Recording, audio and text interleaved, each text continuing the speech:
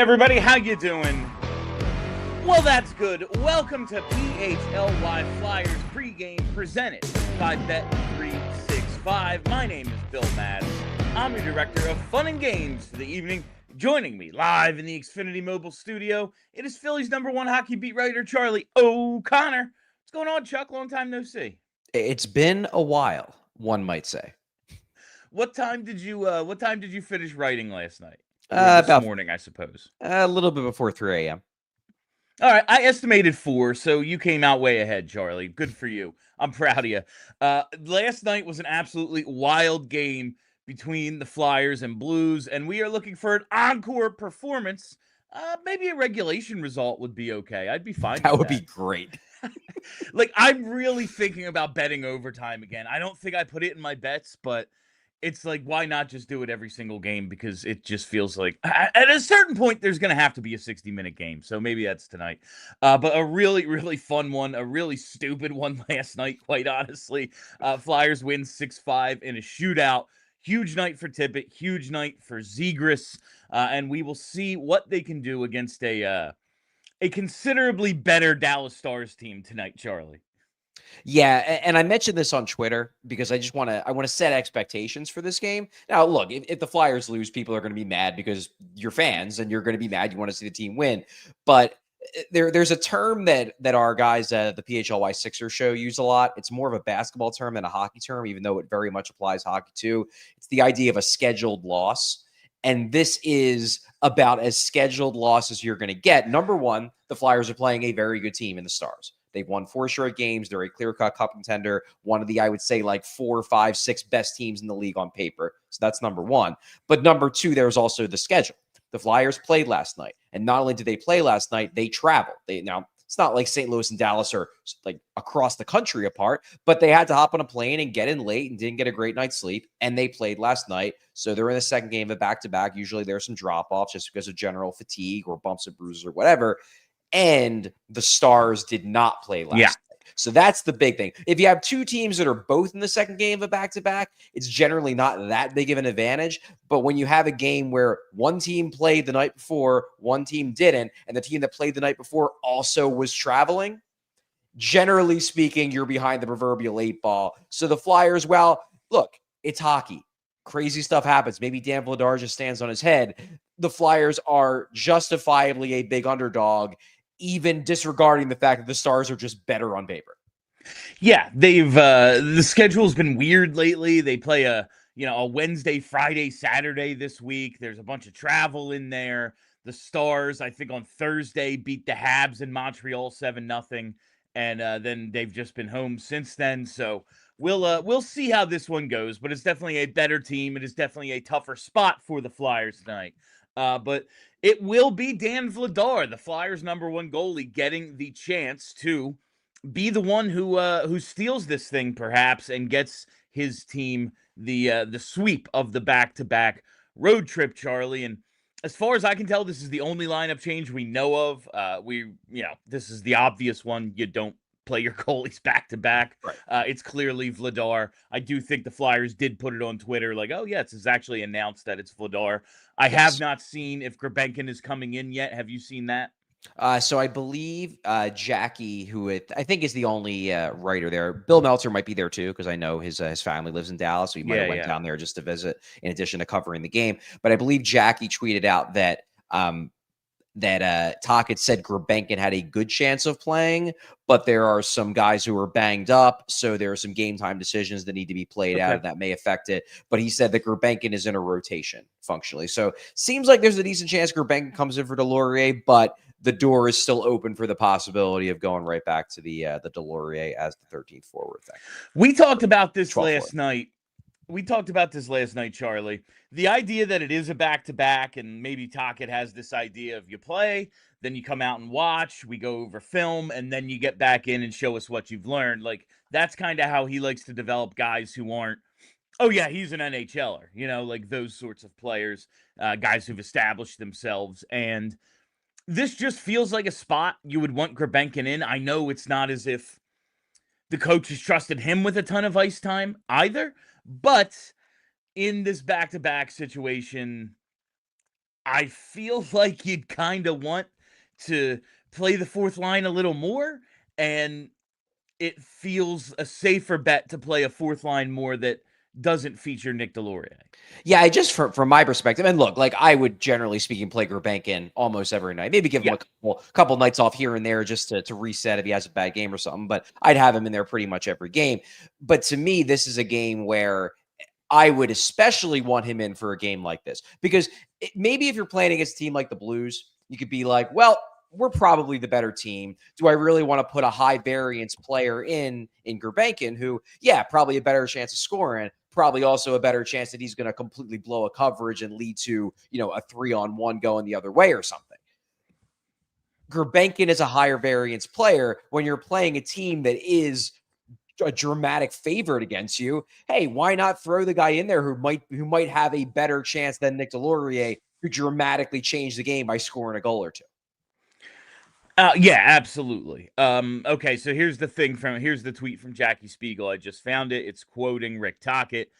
There's a rotation right now. There's a good chance Gurbankin will be in tonight. Just positional stuff and just keep working. He's a young kid and we'll get him going. So it does feel like there's a real good chance he plays. It does feel like long term they like Gurbankin, and it's just kind of getting him to the place where the coach trusts him with more than 8 to 10 minutes. That's what it feels like right now. I know that like there have been times like I've seen clips kind of pointed out on Twitter and stuff where it's like he's the F3 and he's below the hash marks and suddenly like a breakout is a 3-on-2 for no reason. Like that sort of thing. Just because like he's not in the right spot. Do you think that's what it comes down to with him? Just like little things like that?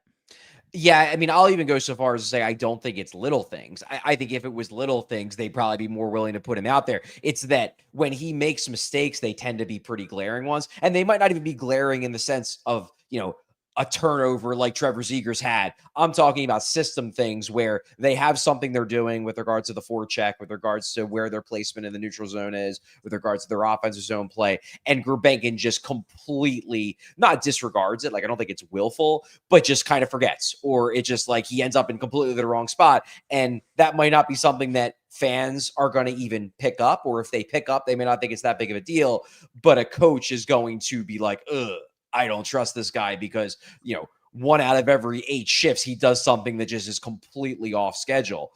I think it's partially that. And I think, Bill, you had a theory. I think it was in the pregame last night, which I think you kind of hit the nail right on the head. Tocchet has expressed that what he likes to do with these young guys is he likes to, when he takes them out of the lineup, he likes to take them out of the lineup, not just for one game, but for like 2-3 games to really do some work with them and then get them back in so they can then show that they've learned what had been the focus over the previous few days. Wouldn't be shocked if that played into why Gurbankin was out a few games rather than just one. And again, you can agree or disagree with that, but I do think that is Tocchet views that as a coaching technique, not as a punitive punishment. You're free to disagree as a fan. You're like, oh, I would much rather watch Nikita Gurbankin over Nick Deslauriers, but I don't think it's like I'm mad at this kid. I think there is a plan there. Yeah, it doesn't. It just feels like it has a different tone with Tocchet than like someone comes out of the lineup. You can tell it's because John Tortorella just screamed at them. Like it just felt that way. But listen, yeah, you and I are in agreement. We would put Nikita Gurbankin in there 70 times this year at least, because why not figure out if this guy like can be a part of your future? But Tocchet views it a little differently, and I'm not saying it's right or wrong, but the idea of like, okay, it's a few days and you show us those details that we have been stressing to you because like that's what this is all about. This is all about doing the little stuff, and like little stuff, yes, it's a glaring mistake, but not like the Trevor Zegras neutral zone turnover, which everyone can point to last night and be like, oh, that's a rough one there. Can't do that. It's just like those little things and that drive coaches nuts. Because if you don't know where to be after all he tells you all the time, the coach's job is to tell you where the hell to be and where to go next. Like that is what the coach teaches you. And if you're just kind of freelancing or not totally understanding of the concepts, he's not going to have he's just not going to have the confidence to play you. Yeah, and look, in this game, when you're already a dramatic underdog, both from a talent standpoint and from a situational standpoint, yeah, play the kid because he's got a better chance of blowing up for 2 goals and an assist than Nick Delorier, where like Sure. Nick Delorier is maybe going to get 2 goals in a season. Yes. In this situation where you have to take risks anyway, why not go for it? So it will be Dan Vladar tonight. We're waiting to see if any of these game time decisions or the Gurbenkin rotation with Delorier, whatever comes in. I want to talk to you a little bit about the defense, Charlie, because we talked about it quite a bit during the game last night. We talked about it quite a bit on post game. We tweeted about it. The Andrew McDonald style sagging defense of just kind of allowing zone entries, allowing speed through the neutral zone. It feels like that's not exactly what they've been doing all year. Yes, in the zone, they collapse in, they keep it to the outside. They just don't want anyone behind them. But like in the neutral zone, you're not gonna try to slow them up a little bit, and that felt like a little bit of an issue last night, and that's part of the reason they gave up 5 goals to the St. Louis Blues. Have you seen it trending that way? Like, do you think last night was an aberration for the defense? I do think it was an aberration because I have been tracking the neutral zone play of the Flyers this season. I track the entries in every game, and the Flyers overall, if we're talking about all 17 games, have done a good job of forcing teams to play dump and chase. They're allowing a 43.05% controlled entry rate, which is pretty darn good. You know, the Flyers definitely have leaned more towards the dump and chase this season as opposed to where they were under Tocchet. But the Flyers have a higher controlled entry rate on their own. They're at 43.76 than they've allowed. Which, hey, if you're going to play a dump and chase game, you also have to be stingy and force the other team to play a dump and chase game too. That's part of how you win by being a dump and chase team. And last night was an exception. You know, last night they gave up, and going to pull the numbers as I did track the game last night. Last night they gave up a whopping 43 controlled entries last night. 43 controlled entries, 43 uncontrolled entries at 5-on-5, 43, I believe, just doing a quick little scan. Yes, that was a season high of them allowing controlled entries to a team at 5-on-5. Now, some of that is because there weren't as many penalties in this game, so there was just more 5-on-5 time.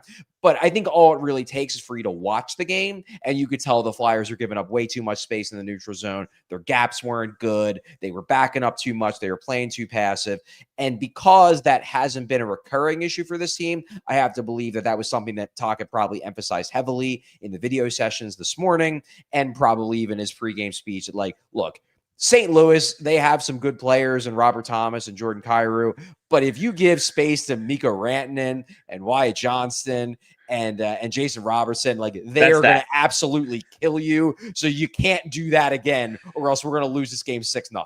Yeah, I very much believe in Dan Vladar. Like, I don't think he's like a Vezina caliber goalie, but I do think maybe they got it right in terms of we found a guy who we think is better than his numbers. We're in Calgary, and we can get him to a place where he's a legitimate, maybe even number 1 in the NHL. I think that's possible. I don't think it's possible to play defense the way you did last night against the Stars and Dan Vladar steal you the game. Yeah, like that seems unlikely. Like that's not something I am all that confident in. All right, we do have the lines. In fact, Tyler has that ready for us, Charlie, and it is Nikita Gurbenkin coming in on that 4th line. The rest of the top 9 stays the same: Coots, Mish, TK, Dvorak, Tippett, Zegras. I want to talk about them in a minute. Kate's Forster Brink, of course, and then York, Sanheim, Sealer, Drysdale, Andre, and Juleson. So the only change is Gurbenkin in for Nick Delorier, as we kind of figured would be the case. Just real quick, and then we got to hit the break, Charlie, because we saw Colton Parayko last night, and then who is it? Thomas Harley tonight. Travis Sanheim. I don't think he's been like bad or anything. How do you think he's like faring in this Olympic competition, though, in terms of, I know you're not tracking every Canadian defenseman around the NHL, but do you think he has played up to his standard this year that would make you go like, yeah, put him in one of my 6 or 8 defensive spots? I don't think he's had as good of a start this season as he did last season. That said, he needed to have a better start last season to get himself on the Olympic radar, because I don't really think he even really was going Okay. into the year. And then it was like, oh man, we got to give this guy a second look. And then they put him on the team this year because he was like legitimately useful in the Four Nations, because he went to Worlds and played well there. I think he's in a much higher place of esteem with regards to the way Hockey Canada views him. Also, he has the benefit of his current head coach being one of the assistants. I imagine Rick Tocchet is going to advocate heavily for Travis Sanheim to be on Team Canada. I don't know where their head's at. Obviously, I don't spend a lot of time trying to dig into sources to try to figure out who Hockey Canada is going to pick. But all the articles I read seem to still think that Sanheim has a leg up on the competition, because he certainly hasn't been bad. And I thought he's been quite good defensively, which is something you could say for most of the decor under Rick Tocchet so far. Yeah. They've done a good job, last night aside, they've done a good job of preventing scoring chances, preventing goals. Offensively, maybe he's been lacking a bit, not just in terms of points, but in terms of activations. But I think that can partially be chalked up to everyone's kind of learning a new system. And when you're going to be making those aggressive plays, moving up ice, attacking with speed, attacking with a little bit of reckless abandon, it's hard to do that when you're learning a new system. And I suspect Hockey Canada and obviously Rick Tocchet will very much take that into account when they're making the decision. Yeah, and I guess I just haven't noticed him, like, at the hash marks as much this year. And it makes sense because John Tortorella told his defenseman, like, yeah, you're Rovers, Like, it's probably a little different with Rick Tocchet. All right, on the other side, we're going to talk about the Stars. We're going to give our pregame picks. We're going to do a couple more things, but first, I got to tell you about our presenting sponsor. Whatever the moment, it's never ordinary at Bet365. From the 90 million users worldwide to the over 78 different sports that you can bet on while the game is going on. They're one of the pioneers of live in-game betting, but my favorite feature of Bet365 is that early payout offer, because with the Bet365 early payout offer, you're a winner if your team gains a 3-goal lead. It's that simple. You get an instant payout on straight bets, and your parlay selections are marked as winners. And we have breaking news from Bet365. New customers now get $300 in bonus bets when you bet just $5, win or lose. All you got to do is sign up, use code PHLY365, deposit $10 and place a bet for $5 to get $300 in bonus bets, whether your initial bet wins or loses. Bonus bets can be used on the spread, totals, player props, futures, and more. Whatever the moment, it's never ordinary at Bet365. Must be 21 plus and NPA. If you were somebody who has a gambling problem and wants help, call 1-800-GAMBLER. Now, you know what time it is, Flyers fans. It's time to tell you about Elkin Chevy, because they're dishing championship-level Black Friday deals every single day. Elkin Chevrolet is located on Route 73 South in Marlton, New Jersey, and it's run by three brothers, Jason, Adam, and Josh. And these guys are in the store every single day working to make sure they have a huge lineup of Chevys at the best price and always providing that honking good service. No missed shots, no drama. Just real brothers running a local business and backing every deal like it's the championship game. So if you're in the market for a new Chevy, make your next move to Elkin Chevrolet. Real brothers, real deals, and a whole lot of honking good service. Shop now at elkinchevrolet.com. Together, let's drive. All right. I love honking good service so much. It is my favorite. I think I like it better than Mando, quite honestly. And Mando had the best reads, but honking puts it over the top. All right, Charlie. I want to just talk quickly about Zegras and Tippett and the huge night that they each had last night. Zegras, 2 goals, an assist. He gets the game winner in the shootout. He is inexplicably stopped on the penalty shot. He's 0 for 2 in his career in penalty shots, but he's the greatest freaking shootout shooter of all time. I don't know what that means, but it's funny to me. And Tippett has the second career 4-point night, breaks that goal drought. I know it's just one big game, but they feel like a really good fit together, just in terms of both skilled players, different. Zegras, much more of a playmaker. We saw last year, like, okay, Mishkov, yeah, he's got great vision and makes plays, but needs the puck and wants to shoot and score. If he had his way, that's how it would go. And maybe not the best fit with Tippett, who we kind of like as a volume shooter. I like these two together a lot, and Dvorak is that good, like, adult in the room with those two. That line was really great last night. Yeah, it was obviously great last night. It's interesting because I see where you're coming from, Bill, in that, in Zegras, you have a guy who more than anything else is a pure playmaker. He wants to set up his teammates. And in Tippett, you have a guy who more than anything else, even if he did make some really nice passes in last night's game, is a pure shooter. He's a volume shooter. That's just what he is. It does make sense to put those two guys together. I feel like I'm still on the fence about whether I love the duo. Like, I like Zegras Dvorak. I think that makes sense because you have Zegras as the hybrid center wing thing, and then you have Dvorak as the meat and potatoes. Like, I'm going to cover for you when you do your cool stuff. It's not that Tippett's bad with them. It's just that I don't know if it's oh my God, he's amazing with them. I just don't think I'm quite there. Now, they've used that line a lot. Aside from the Cates line, that's been easily their most frequently used line. It does seem like these three, obviously the Cates line, then you've got the Zegras, Tippett, Dvorak line, and then kind of leftover is Couturier, Konechny, Mishkov, which was good to close out the end of last season. So we know they do have chemistry, even if it's been spotty so far this year. It does seem like these three are kind of like your chalk lines. Yeah. When this is what they're going to revert to if everything's going okay, because they know the Cates line works. This Dvorak line seems to have chemistry, and the Couturier line did work well last year. So sure, let's roll with that. If I remember correctly, I think this is how they it was either by game 1 or 2 they were running these lines. I believe so. Yeah, so it seems like these are your chalk lines. I'm just not quite there. Like, I don't think Tippett and Zegras are a bad duo, but I do wonder if there could be a better duo, if that makes sense. Yeah, it's as we get deeper into this thing, and we only really have 6 guys to choose from, not 9, because the Cates Forster Brink line is going to remain together. Now, maybe at some point it does get broken up, and that's going to come up in bets tonight, Charlie. Been a little slow for them in terms of point production, but right now it's just kind of, we just got to figure it out with the other 6, and this is what makes the most sense. And last night it absolutely did, and that the Tippett Zegras line was absolutely excellent. All right, let's talk about them Dallas Stars, because the Flyers played a ridiculous game last night, and it was a lot of fun.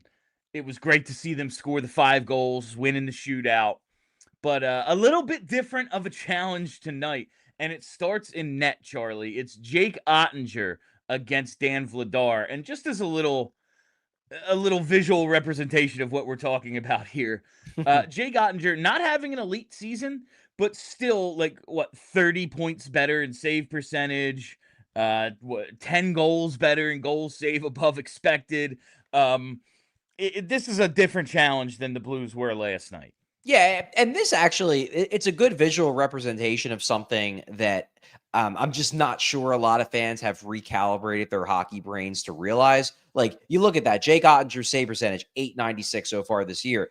And my first thought, and I suspect most fans' first thought when seeing that is, oh, he's really not playing that well. Then you look at his goals saved above expected, and he's in the plus column. He's stopped 2 shots that by shot quality public metrics should have been goals. It should just serve as a reminder that 900 save percentage these days is pretty good, even though even as recently as 10 years ago, that was bad. Yeah, 915 was the average, when we had Steve Mason. Yeah. It was well within our time working together that this happened. And it's very odd to see. And when we were doing the shot totals thing a couple of shows ago, it was when I was going through the information, it was crazy. A team that averaged 27 shots a game, it was, oh yeah, man, they're last. And now it's, they're in the middle. It's totally normal. It was just it's odd to see how the game has gone with the numbers and how it's responded to volume shooting. But just a little look here at the Dallas Stars. Their goals per game, they're over 3. They're around middle of the league. They get under 26 shots a game, not very high. But the defensive numbers, they're as you expect, 2.89 goals allowed. That's 10th best in the league. Special teams, there is a little bit of a matchup here. We have an excellent power play, 33% for the Stars, Charlie, against the nearly 90% Flyers PK.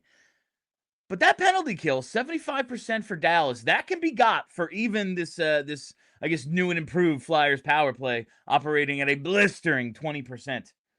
Yeah, and as I said early in the show, I think the Flyers are definitely, behind the proverbial 8 ball in this game in terms of their chances of winning. But they do have some things going for them. Number one, Thomas Harley, who actually isn't off to a great start this year, but he's still Thomas Harley. He's still a really good defenseman. Does not look like he's going to be in the lineup tonight. Oh, that's great. I believe he was a game time decision, but they ran the lines. I follow Robert Tiffin, who covers the Stars, and Harley was not in one of the 3D pairs. So I'm guessing that means he is not in the game. Another thing that's interesting about the Stars, and I'm interested to watch them because I haven't got a chance to watch them yet this year.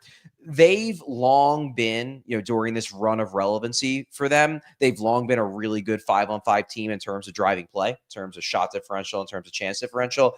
They really haven't been this year. Like looking at their last 10 games, their Corsi for percentage is under 44%. Their expected goals for percentage in the last 10 games at 5-on-5 is at 45%. So it does seem like they are winning games in the early stages of the season based on just having more talent than other teams and having Jake Oettinger in goal. Now, those are advantages. They still do have Robertson and Rupe Hintz and and Wyatt Johnson and Mikko Rantanen. They have really good players, so they might be able to ride that for a while. But at least so far, they have not been the dominant possession team that I've been used to the last few years, and I'm intrigued to watch them to see if that holds tonight.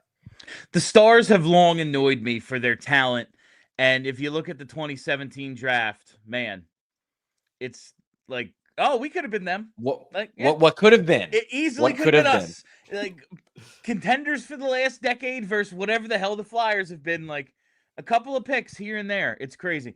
All right, only a few minutes left. I do believe we have a super chat, and we have to now get to the Bet365 pregame picks. So here are our Bet365 pregame picks. Sign up at Bet365 and use code PHLY365. Deposit $10 and place a bet for $5 to get $300 in bonus bets, whether that initial bet wins or loses. Gambling problem, call 1-800-GAMBLER. And Chuck, we're going all in on the Cates line tonight. Okay. I have a reason for this, and it is following they're just due. That I went with Owen Tippett that paid off in a big way for many, many of my friends last night who are usually mad at me for my bets. We're going to go with everyone on the Cates line. Bobby Brink over half a point, plus 150. Cates over half a point, 155. Forster over half a point, 132. None of them have any points in the last two games. It's been 3 for Cates, 4 for Brink. After a quiet night last night, they did have one or two of their classic, like when the Blues were, okay, they've been in the Flyers zone a little bit. Get the Cates line out there. Suddenly the get right shifts that they do, even if they weren't the line that scored, it was, oh, momentum's the other way all of a sudden. That's nice. Oh, the Cates line had just played. That makes sense. I think in this situation, the get right line, that's what they are for this team. They're the ones that have to come through. Yeah. On the tough road, back-to-back situation. This is the steadying force line. Listen, it could easily be the two veterans with the, awesome sophomore and Mishkov. Like, that could happen. But I am going to go with these three all to record a point tonight. Chances are if one of them has a point, then at least one other will. That's kind of what I'm going with here. Like, well, if I get one, I'll probably get two of the three. And they're all in the same power play unit too, so that helps. Yeah. Yeah, they're just a line on the power play. Yeah. Like it easily could, like, all three of them. And if you parlay them all three to record a point on Bet365, you can get a 30% profit boost. I did that as well because why the hell not? All right, that is basically the show. Let's get to this last super chat and then watch the game from Timbo Slice. Says, hi, PHLY. Currently sitting second row in Dallas. Let's go Flyers. Hashtag Mishkov Mania. Hashtag Vladar Vezina. I absolutely love it. I'm trying to make Vlastar work. He's Dan Vlastar. That's what I'm going for. Okay. All right. Give it a shot. Because he's a star. But they're playing the Stars. It's kind of maybe the worst night to roll that out. I've been using it for a couple of games. All right. And Tyler tells me there is one more super chats from our friend DA Flyers man. Porter Martone equals beast mode. Yeah, I haven't caught up with anything. Did he do even more? He scored another one tonight. It was a really nice goal. I don't know if he scored another goal since, but before this started, I did see the clip of Martone scoring a really nice goal right in front. He kind of like dangled the goalie. It was pretty good. I think he's a pretty good prospect, Bill. Charlie and I were talking about Martone on our way out of the building last night. If you want to know what we talk about off the air, It's still hockey. We're both pretty excited. But that is all the time we have for you on PHLY Flyers pregame tonight. Thank you all for listening. Thank you for hanging out. If you haven't already, hit that subscribe button. Follow us right here on YouTube. Make sure you join us as soon as this thing goes final. We will be live with postgame. Follow us on Twitter at PHLY_Flyers and follow the podcast wherever you get those. Just search PHLY Flyers. That's it. I am Bill. That is Charlie. There we go. And thank you to Tyler for producing. Let's go Flyers. We all silly like the mayor.